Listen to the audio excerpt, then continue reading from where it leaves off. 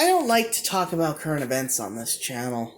Um, I just want to say that the current events with the virus going around, it's not a reason why I haven't been quick to upload. Even those new clips that you might have noticed. I'm still going to talk about stuff in this little space here. And, yeah, about, the stuff right there, I'm going to get to that.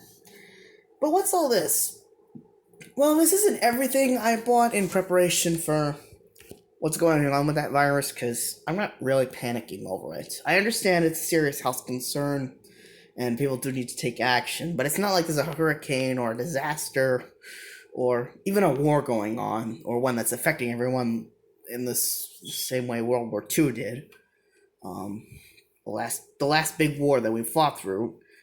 I'm not a panicked buyer. I didn't flock to the stores for the 64 rolls of toilet paper or all the sanitizer the way everyone else was.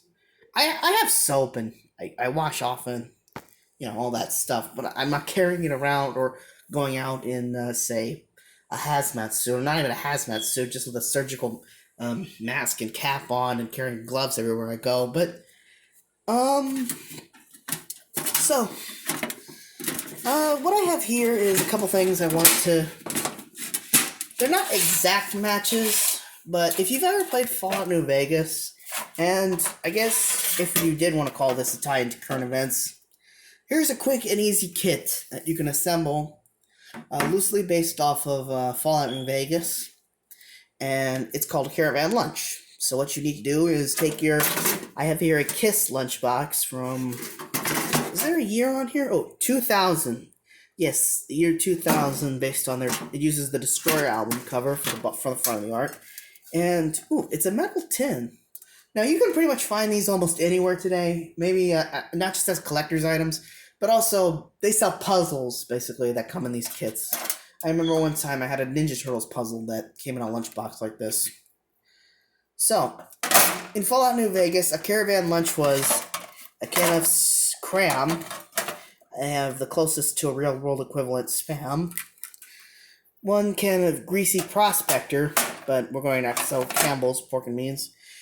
And it's supposed to be Instamash, but, well, yeah, this was all I could find, with almost all the stores stripped bare. So, we're going to have to settle with Blamco. Pretend that's Blamco mac and cheese. So, yeah. Now, in the game Fallout, you make these at a campfire or a hot plate or whatever, with these items. One cram, one pork and beans, one Vault Tech lunchbox, and one Instamash or whatever have you. But in a video game, your character just takes the item and you basically select it from an inventory and you hear a munching noise and that's about it. Because, it's a video game, not everything can. Even in the survival mode that was introduced in that game, it's not like, let's see here, it's not like you had to have a mess kit or something to, but let's just try to tackle this from a more realistic perspective. Let's put some plastic in there, and does a sunset sarsaparilla fit? Nope. I know this isn't sarsaparilla, but I have no idea where you could find sarsaparilla in this day and age. But Malta's pretty good, too. It's a malt beverage. Very similar to sarsaparilla, but sarsaparilla is made with root, almost like a root beer. Malta is made with malt. Almost like most beers, actually, only it's not allowed to ferment into alcohol. A Nuka, quote-unquote. A Nuka-Cola fits, though. And there you have it, a caravan lunch. Although you're probably going to need a plastic bowl and a microwave to heat that macaroni and cheese up at least. Again, I tried to get like a thing of Easy Mac or canned macaroni and cheese, or one of those instant mashed potatoes that are instant and they come in their own cup that you get them like the Easy Macs. But like I said, the store was pretty stripped bare. Even the snack foods were almost gone. Surprisingly, there were a lot of these Utz pub mixes left. Surprisingly. I don't know. I guess just didn't really. But okay, before I ramble, let's talk to the good stuff I got to over here.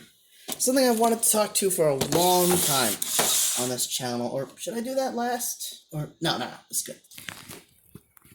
This is the Jurassic World Primal Attack Carnotaurus, the first Carnotaurus toy released for the Jurassic World line, and the first Jurassic Park Carnotaurus toy since 1997. Now, before then, there were two other Carnotaurus figures. One was the Demon Carnotaurus, which, according to some, was slightly inspired the color scheme for this guy over here. I'm gonna try to go into InShot and put a picture of the two up somewhere at this point. And the color scheme on that one was a lot darker, black and red, which is why it had the codename the Demon Carnotaurus. And this guy is more orange. Actually, a lot closer to that 2000 Disney film dinosaur, oddly enough. Like, it's not an exact match, but it is pretty close. The only other Carnotaurus figure released after that was for the Lost World, called the Bone Breaker. And unlike a lot of Lost World figures, that one was not a repaint of the Series 2 Demon Carnotaurus. It was actually a full model, a unique new mold on its own. And for some reason, both of those figures, I have never, ever seen a JP Series 2 Carnotaurus sale figure go for in the box. Like, not even mint, just in or with the box. Like, it was taken out, but they kept it. And, yeah. And if I have, it probably went for over, like, thousands of dollars. Just loose, with none of the capture gear. A Carnotaurus from JP Series 2 can cost almost $1,000. And good luck trying to... And the Lost World one, I've seen it sold for loose, with the damaged parts missing, at best. I think maybe once I saw it complete in the box, and it was arguably maybe even more so, cost more so than the Series 2 Carnotaurus. So for some reason, these guys were very rare. Kind of spoiled the action on the figure there, but yeah. For some reason, for years, these guys were some of the rarest JP figures you could get. Even the hatchling version from Series 2 that came with an action figure came with a figure that, well, like a lot of things in Series 2, is kind of rare and hard to come by. But I guess it's not going to be the case with this guy, because I saw plenty of these on the racks at Target. Now, this is part of the Primal Attack line, which combines a lot of the features that the figures have. It's got noise and an action feature. And this has got to be the most control I've seen in any one of these figures. The tail is almost a control rod for, say, if this was an animatronic. Let me try to... And look, see? You can actually make the head turn, tilt side to side, and sort of look around, look down, look up. The only thing it doesn't do right is it doesn't completely, like, perfectly turn side to side, but you can kinda. So really, if you could do a frame by frame and sort of just... Let's see here, if I can... Yeah, if you could go frame for frame and ADR out the sound, this guy would be pretty good for a stop-motion feature. Almost like something that Ray Harryhausen or Phil Tippett would have done back in the days before everything was CGI'd. And in fact, the first Jurassic Park film originally was going to use stop-motion dinosaurs by Phil Tippett, who had previously done a lot of the stop-motion effects for Star Wars, that one brief moment in Ghostbusters 2 that had some stop-motion monsters in it. And I think maybe the Ghostbusters 1 Vince Clortho and Zool effects, although that might have been somebody else, I'm not entirely sure. Because Ghostbusters tried to get Phil Tippett, or Industrial Light and Magic, who Phil Tippett worked for, but yeah, they couldn't for whatever reason. They were too busy working on both Return of the Jedi and Indiana Jones between 83 and 84. Towards 84. Just as Ghostbusters was. No. Let's keep going with Jurassic stuff first. And here is a figure I thought I'd never find in stores, Ken Wheatley. Now, I've seen this guy pop up here and there, but I almost never saw him at Target and thought I'd never be able to find one. I've seen it on Amazon. It's like the only place I was able to find this guy. And if you haven't seen Fallen Kingdom, he's the one of the main antagonists. Although you don't, you're led to not believe that at first. Kind of like Roland Tembo from The Lost World, only with pretty much every. I mean, Roland still had some redeeming factors to him.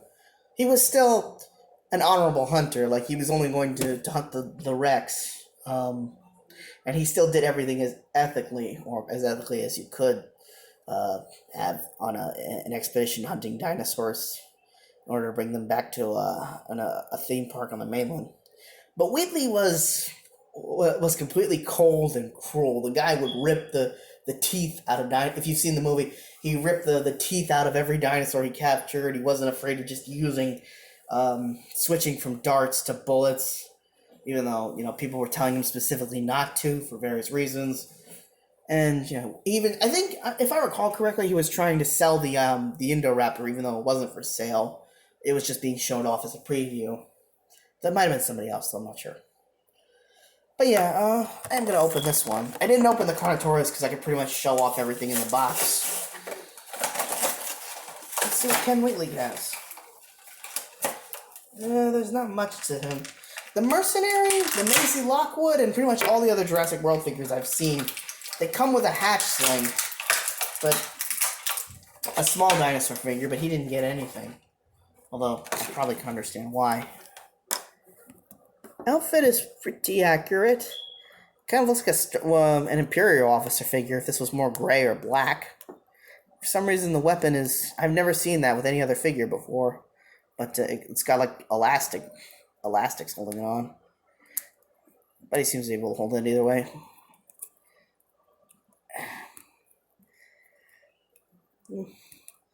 I'd say it looks like a standard AR, but it's a little bit big for one. So, I don't know, your guess is as good as mine. Let's see if I can... on his back. No, you're just... look at this. Leave it as is. It's a gun molded into his side, but it doesn't seem to... It's one of those that look like it could be a separate accessory, but it's not. And what is this? It looks like it's some kind of... Oh, I get it. Like I said, it's a case for, like, all those... in the movie, this is like the pliers, and these are all the teeth. This is like a storage... This is like a little case that stores all that. I thought it was like a big... like a secondary weapon at first, but... Let's see if that... How does that go on?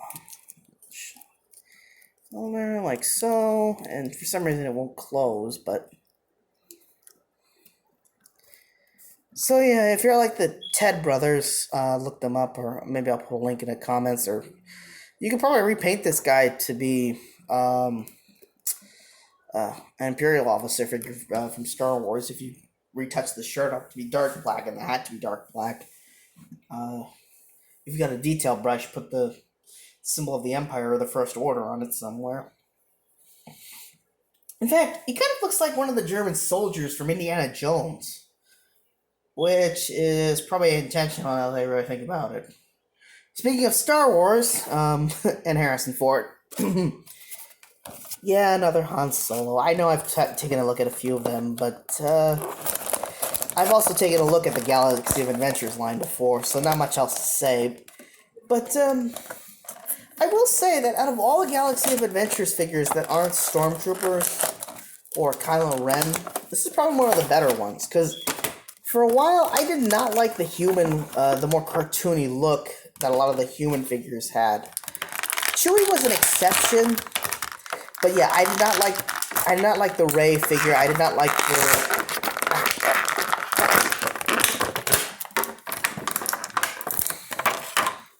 Finn. I don't know if they made Poe Dameron or really anyone else, but yeah, I was not too big a fan. But let's see. Let's check the... Oh, it's like a quick draw action feature.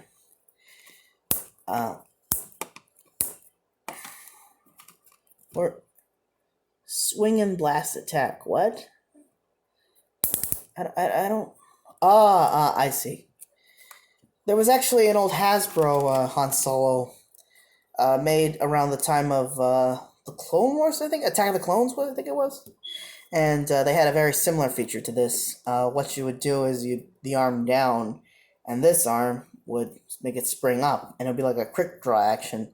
But here you're, I don't know how, you just it back, and it's supposed to like it's a quick draw. A little lazy actually if you're supposed to do it by hand. I mean, at least Hasbro put in an action feature, but faces, it's pretty good. I can't tell if this is supposed to be the Harrison Ford Han Solo or that Solo movie by what was his name? Yeah, that's why I didn't really care for Solo. I didn't even look up I can't remember who the actor was. Don't. Well, anyway, yeah. But I guess it's just because I'm a sucker for Han Solo. I mean, once upon a time, a Solo movie would have appealed to me, or something with the guy as a spinoff. But frankly, I mean, with Harrison, yeah, Harrison Ford, if you didn't know, actually has always hated. Oh wait, I probably said this in another video. Yeah, he's basically hated playing Han Solo. In fact, he's hated Star Wars. He's always considered it as silly sci-fi, and he's actually liked playing Indiana Jones more and was very excited for Crystal Skull because, yeah, Indiana Jones doesn't have any fantasy in it until like the very last minute. But it's how the man feels. It's how he feels. So let's just put those aside, and I'm pretty sure anyone who's ever been a kid knows what these are. If you've even seen Toy Story, Hero Force, Battlefield playset, or a standard set of army men.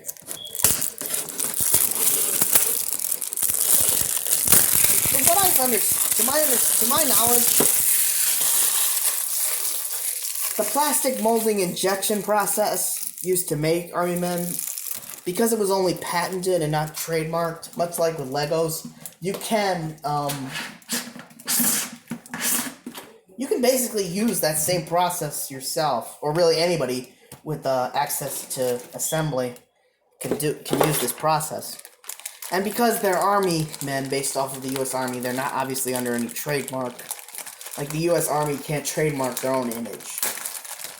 So yeah, sometimes you get sets like the only ones that are protected under copyright are the Bucket of Soldiers. Now those, I don't know who makes those. I think Thinkway does. And they do use the same process used to make army men, but they're slightly bigger than, I think, these guys. Like, maybe slightly thicker in order to differentiate them from standard run-of-the-mill army men. They're basically a tie-in to the Toy Story films. And that actually means that they have a lot nicer quality. Probably the nicest quality of these you can get, because at the same time, you can also get army men that are, like, really, really, like, cheaply made. Basically hunks of plastic with seams and runoff and very, very, very sloppy. But hey, let's check out these guys. Yeah, not much else to say. Standard run-of-the-mill figures. Rifle, Minesweeper, the ones basically no one liked. Pistol. And of course, there are some really nice Army Men figures that you can get online that are actually made of metal, which I believe, until plastic was commercially, like, everywhere in the 1950s, like, it was starting to pop up in everything from Tupperware to dinner trays, and of course toys. The new PVC smells like parsley. It's weird. Yeah, they were originally made of metal, basically, kind of like how the houses in Monopoly were originally made of wood. And yeah, you could still get them made out of metal, but they cost like, God, I don't know. And they're also not one solid color like this. Like tin soldiers, they actually have their own individual, like they're individually colored, like down to the faces and the uniforms and all that. So also the gray figures, they used to resemble infantry from when they were the then current around like the 50s or so, they resembled German soldiers from World War II. Maybe Soviet soldiers, although they might have done those for gray figures. Blue figures kind of resembled French soldiers, or they were just blue anyway. I don't understand that before that. But yeah, you can also get them based off of the Alamo, Cowboys, all kinds of stuff. But yeah, these guys are basically just. The only thing telling them apart these days is the color, gray or tan. Got your tanks. These are sheets for where the stickers go. If you want to put them on anything. I don't know, maybe. Funny thing, these Army men are based off of the uniforms and equipment from the 1940s. These tanks, and these jets especially, however, they were first saw like in the 1980s, like in that movie Top Gun. This is definitely one of those fighter jets. So really, it's all over the place with these things. I think this tank is still roughly 1940s-ish, World War II-ish. Not much else. There's a couple of rocks, a couple of barricades, and 2 flagpoles. Looks like they don't use the actual U.S. or the current German flags, although I saw sets that did use them. The orange and black, and one's not the, but also all the a variant, or it was meant to look like the U.S. flag, but now just gray and green and an eagle symbol. Barbed wire and more rocks, and it all comes in a nice little bucket to store everything. So that's it for this haul. Some stuff I wanted to talk about. The slow updates is not because of the virus. And yeah, if you're watching this and still with me at this point, all I can say is, just stay healthy, stay clean, stay safe, but don't panic. I mean, there have been a lot worse disasters in history, and this one is. This isn't the first time that there's been a viral outbreak across the country, and it was treated as if it was some kind of end of days scenario. Hopefully, it'll blow over without much to worry about within a couple of days or so. Bye.